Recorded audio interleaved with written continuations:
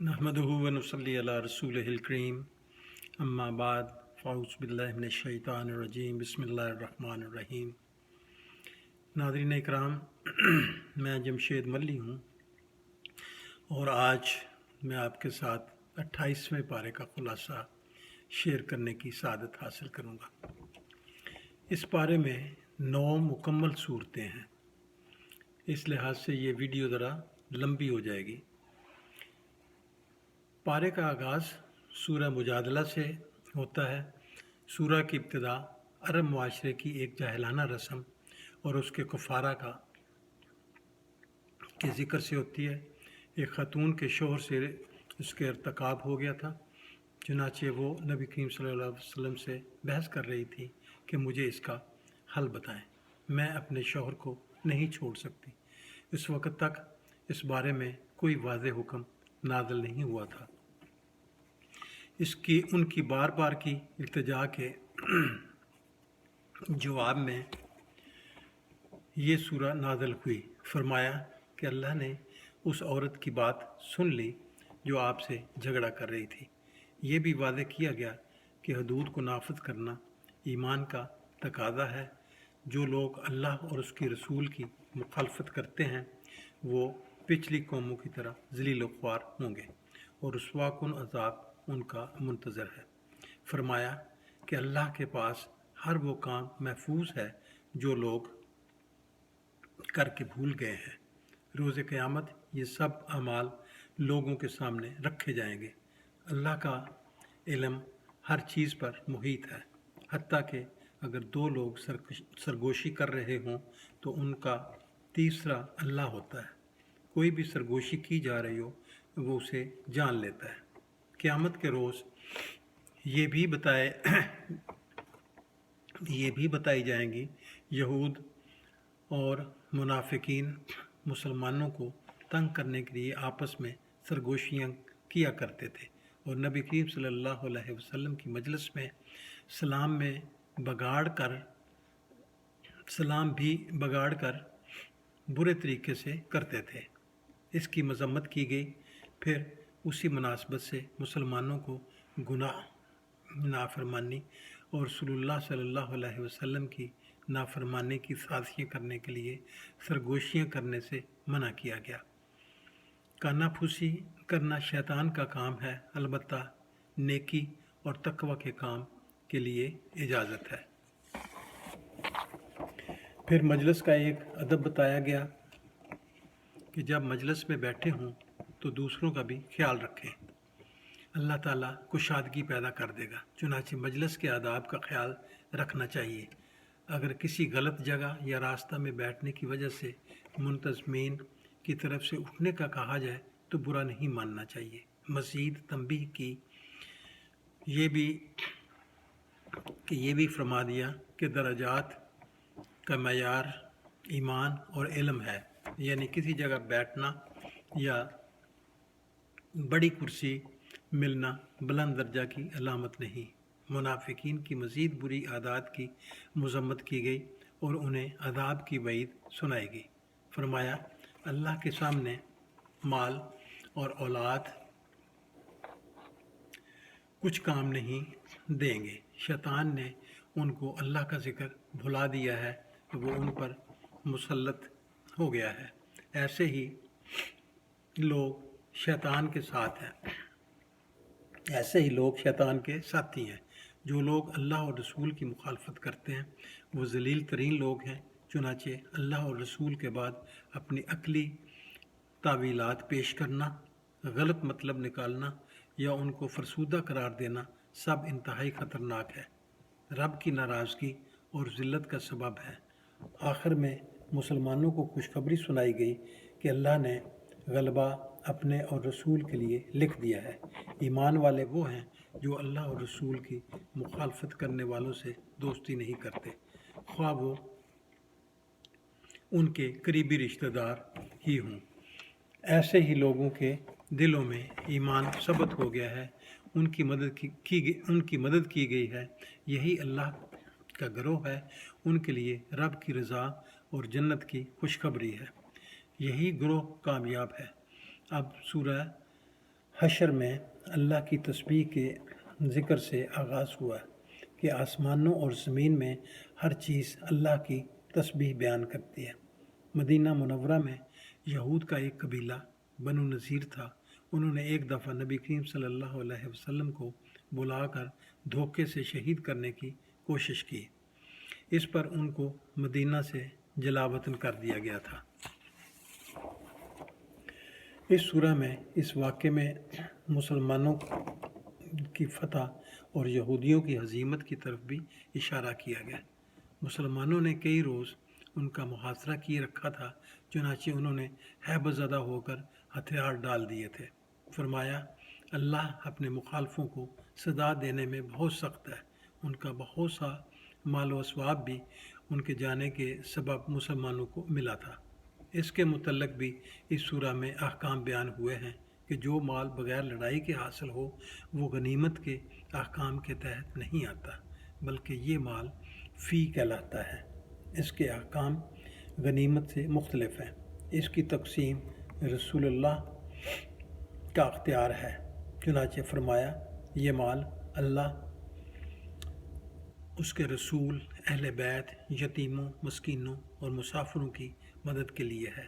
اس حکم کی حکمت یہ بیان کی گئی کہ مال کچھ مالدار لوگوں کے درمیان ہی نہ گردش کرتا رہے، بلکہ معاشرے کا نادار طبقہ بھی اس سے فائدہ اٹھائے۔ واضح کیا گیا کہ جو رسول تمہیں دے وہ لے لو، اور جس سے تمہیں روکتے ہیں رک جاؤ۔ یہ حجیت حدیث کی بڑی واضح دلیل ہے۔ مہاجرین اور انصار کی ان کی خوبیوں کے ذکر کے ساتھ تعریف کی گئی۔ انصار کے ایثار کا خصوصی ذکر کیا گیا۔ ان لوگوں کو بھی اس مال فی میں حصہ دار بنایا گیا۔ ان مسلمانوں کی بھی تعریف کی گئی جو بعد میں آئیں گے اور ایک دوسرے کی خیر خواہی کریں گے، ان کا بھی اس مال میں حصہ ہے۔ فرمایا، اصل کامیاب وہ ہے جو نفس کی تنگی اور بخل سے بچا لیا گیا۔ ان صالح مسلمانوں کے بعد منافقین کی بری خصلتوں اور ان کی کبھی فطرت کا ذکر کر کے مذمت کی گئی۔ ان کی سب خفیہ تدابیر جو وہ یہود کے سامنے مل کر سوچتے تھے، وہ سب کھول کر بیان کر دی گئی۔ ان کو شیطان کے مشابہ قرار دیا گیا۔ یہ دونوں ہمیشہ جہنم میں رہیں گے۔ ایمان والوں کو تقوی اور آخرت کی فکر کی ترغیب دی گئی۔ جب انسان اللہ کے ذکر سے غفلت کرتا ہے تو وہ اپنی اصل ذمہ داری بھول جاتا ہے۔ اس سے بچنے کی بھی تلقین کی گئی۔ اہل جنت اور اہل دوزخ کبھی برابر نہیں ہو سکتے۔ فرمایا، اگر یہ قرآن کسی پہاڑ پہ نازل کیا جاتا تو وہ بھی اللہ کی خشیت سے ریزہ ریزہ ہو جاتا۔ آخر صورت میں توحید اور اللہ تعالیٰ کی متعدد صفات بیان کی گئیں اور شرک سے پاکی بیان کی گئی۔ اب سورہ ممتحنہ میں بیان ہے کہ جب رسول اللہ صلی اللہ علیہ وسلم نے مکہ فتح کرنے کا ارادہ کیا تو سختی سے تنبیہ کی گئی کہ کفار مکہ کو اس ارادے کی خبر نہ ہو۔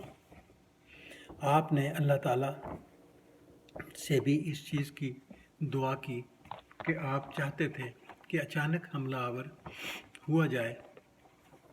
اس موقع پر ایک صحابی جو غزوہ بدر میں شریک ہوئے تھے اور ان کے گھر والے ابھی مکہ میں تھے، نے ایک خط کفار مکہ کو بھیجا جس میں آپ صلی اللہ علیہ وسلم کے اس ارادے کی خبر تھی۔ اس کا مقصد یہ تھا کہ میں کفار مکہ پر احسان کروں گا تو وہ جنگ کی صورت میں میرے بال بچوں کا خیال کریں گے۔ جیسے ہی وہ خط روانہ ہوا، بذریعہ وحی نبی صلی اللہ علیہ وسلم کو اطلاع مل گئی، چنانچہ بر وقت کارروائی کر کے خط رکوا دیا گیا۔ اس پر یہ سورہ نازل ہوئی اور اللہ اور مسلمانوں کے دشمنوں سے دوستی کی مخالفت کی گئی۔ فرمایا، ہجرت کے بعد کفار مکہ سے خفیہ پیغام رسانی جاری مت رکھو۔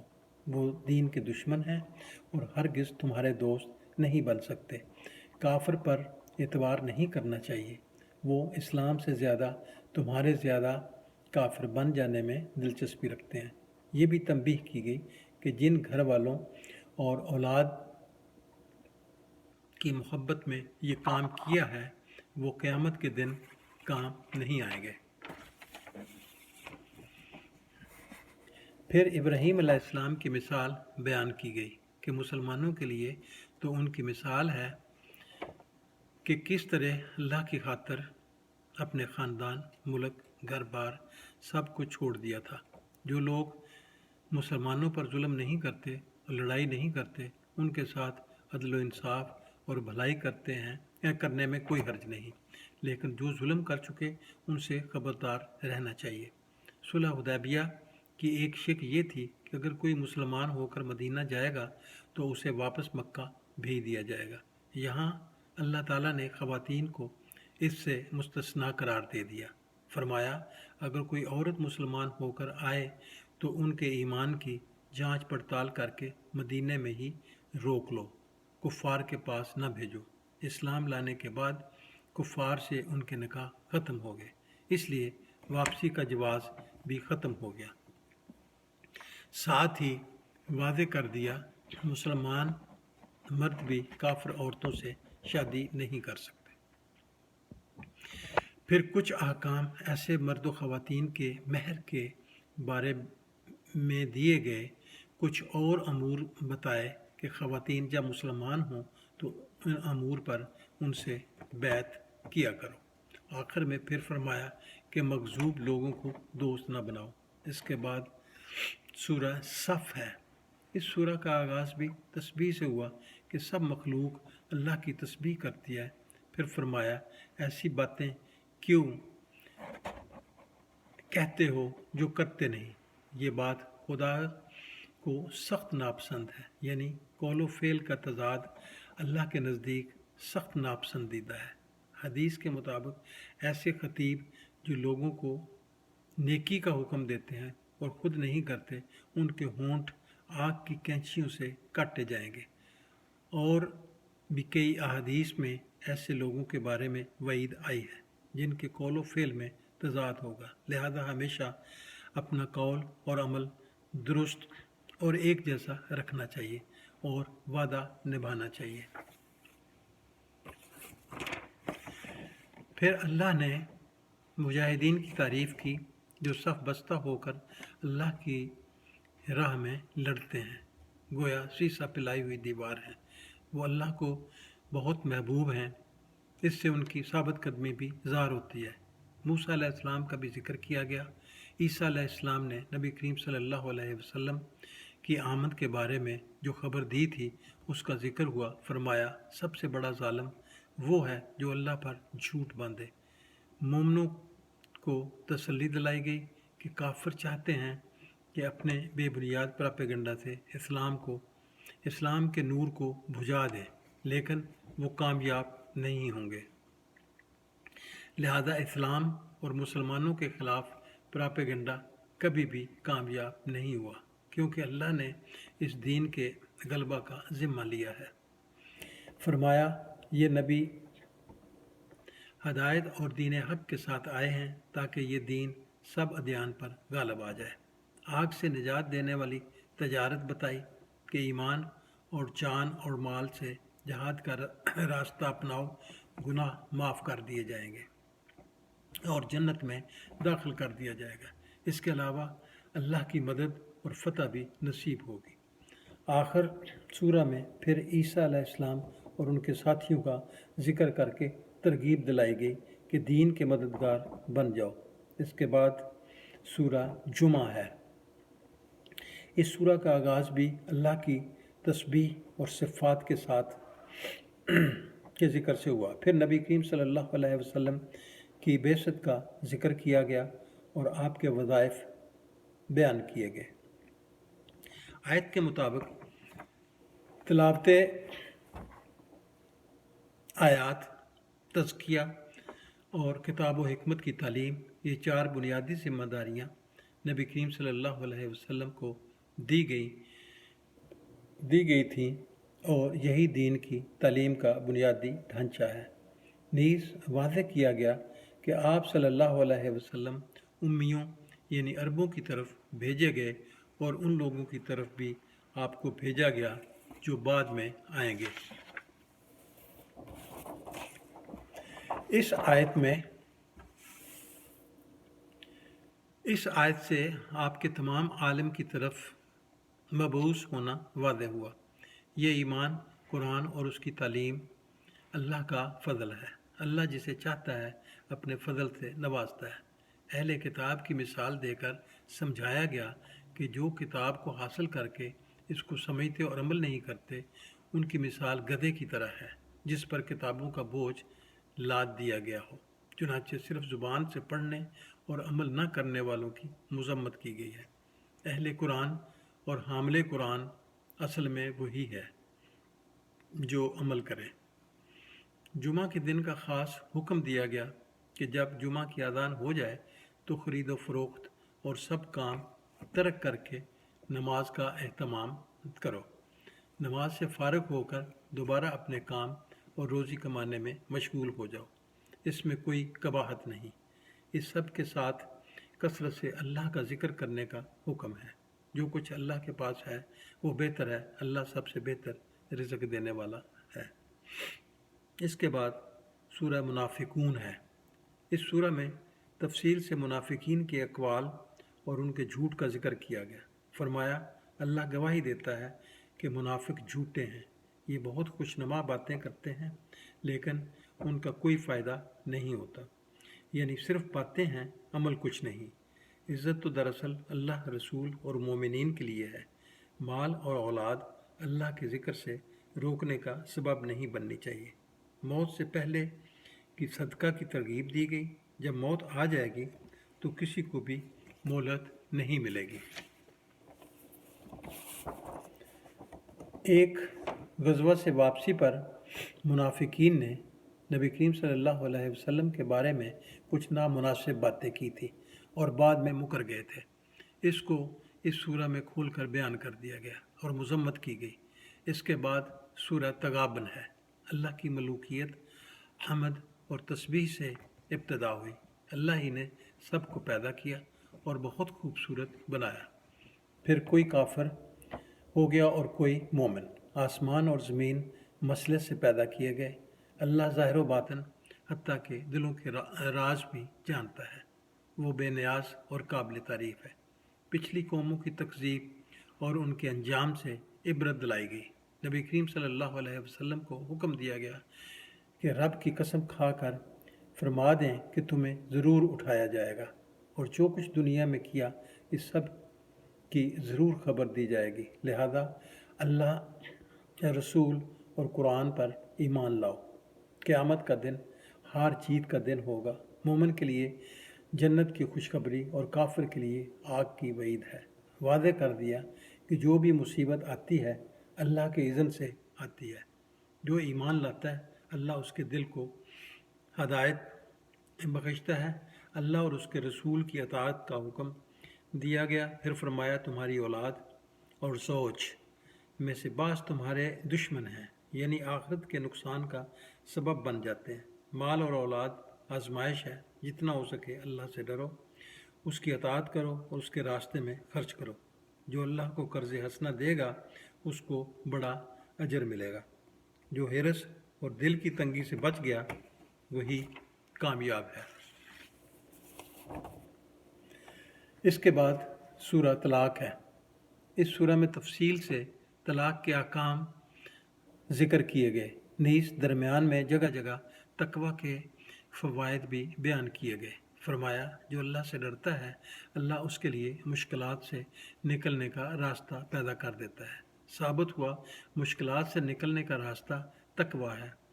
उन डरने वाले लोगों को अल्लाह ऐसी जगह से रिज़्क़ देता है जहाँ से वहम व गुमान भी नहीं होता। जो अल्लाह पर तवक्कल करता है उसके लिए अल्लाह काफ़ी है। अल्लाह अपना काम पूरा करके रहता है। बिलाशुबा उसने हर चीज़ का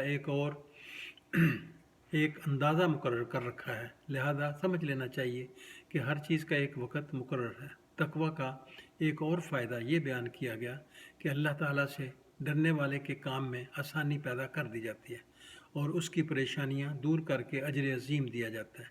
अल्लाह किसी को ताकत से बढ़कर तकलीफ़ नहीं देता। वो जल्द ही तंगी के बाद आसानी कर देता है। लेकिन जो अल्लाह और उसके रसूल के हुक्म से सरताबी करता है उसे सख्त सज़ा भी दी जाती है। सरताबी में हुक्म ना मानना और मालूम होने के बावजूद उससे किनारा कशी करना सब शामिल है। कुरान के नज़ूल का मकसद बयान किया गया ताकि लोगों को तारीकी से निकाल कर रोशनी में ले आए। मोमिन के लिए बेहतरीन रिज़्क और जन्नत की बशारत है। अल्लाह की तख्लीक और इल्म कामिल के ज़िक्र से सूरा का इख्तिताम हुआ। इसके बाद सूरा तहरीम है। एक ख़ास वाक़या की तरफ इशारे से सूरा का आगाज़ हुआ, जिसमें आप सल्लल्लाहु अलैहि वसल्लम ने अपनी कुछ अज़वाज की वजह से शहद को अपने ऊपर हराम करार दिया था। फरमाया, बीवियों की खातर अल्लाह की नेमतों को तर्क ना करें। अपनी कसम का कुफारा अदा करने का तरीका भी अल्लाह ने बताया है। फिर अज़वाज मुताहरात को तंबीह की गई कि अल्लाह नबी को खबर देता है। कहा गया कि अगर पैगंबर को तकलीफ़ देने की कोशिश की तो आपकी मदद के लिए अल्लाह, जिब्रील अमीन और तमाम साले मुसलमान हैं। एक अहम सबक ये दिया गया कि अपने आप को और अपने घर वालों को आग से बचाओ, जिसका ईंधन आदमी और पत्थर होंगे। इस आग पर तुंदखू सख्त गिर फरिश्ते मुकर्रर हैं जो वही कुछ करते हैं जो अल्लाह उन्हें हुक्म देता है और नाफरमानी नहीं करते। यहाँ ईमान वालों को आग से बचने की तंबीह की गई। चुनांचे साबित हुआ कि सिर्फ अल्लाह की रहमत पर तकिया करके गुनाह किए चले जाना फ़ायदा नहीं देगा। अल्लाह अगर गफूर रहीम है तो वो इंसाफ पसंद और ज़बरदस्त इंतकाम लेने वाला भी है। अगर नेक अमल का पलड़ा हल्का होगा तो अपने गुनाहों की सज़ा भुगतनी पड़ेगी। उस दिन काफिरों के सब बहाने रद्द कर दिए जाएंगे। अमाल के मुताबिक बदला होगा। ईमान वालों को खालिस तौबा का हुक्म हुआ। सच्ची तौबा का ये फ़ायदा बताया गया कि क़यामत के रोज़ नबी और उनके साथी मुसलमान रसवा नहीं होंगे। उनका नूर पुल सिरात पर उनके आगे और दाएं जानब दौड़ रहा होगा। सच्ची तौबा की 4 शराइत हैं: ज़ुबान से तौबा करना, गुनाह पर नदामत और उससे किनारा कशी इख्तियार करना, दोबारा ना करने का अज़्म करना, और अगर किसी बंदे का हक मारा है तो उसको वापस करना। सिर्फ ज़ुबान से तौबा करने का कोई फ़ायदा नहीं जब तक उसके साथ नदामत और आइंदा ना करने का अज़्म ना हो।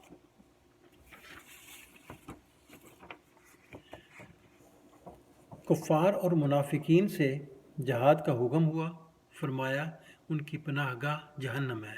आखिर में 2 नाफरमान औरतों, लूत अलैहिस्सलाम और नूह अलैहिस्सलाम की बीवियों, और 2 मोमिन औरतों, फ़िरऔन की बीवी और मरियम अलैहिस्सलाम की मिसाल दी गई। साबित हुआ कि पैगंबर की बीवी भी अगर ईमान न लाए तो निजात नहीं पा सकती, और शौहर के बुरे अमल का वबाल नेक बीवी के लिए नुकसान दे नहीं होता। अगर फ़िरौन जैसे आदमी के साथ रहकर ईमान लाया जा सकता है और अल्लाह की रज़ा हासिल की जा सकती है तो फिर बाकी औरतों के लिए क्या गुंजाइश रह जाती है। फिर मरियम अलैहिस्सलाम की इफ़्फ़त व अस्मत, हया और इबादत की तारीफ़ की गई। उनकी ज़िंदगी में ख़वातीन के लिए आजमाइशों से निकलने और उनमें कामयाब होने का बेहतरीन नमूना है। अल्लाह ताला हमें कुरान पाक पढ़ने, सुनने, समझने और उस पर अमल करने की तौफ़ीक़ अता फ़रमाए। आमीन। व आखिर दावाना अनिल हम्दुलिल्लाहि रब्बिल आलमीन।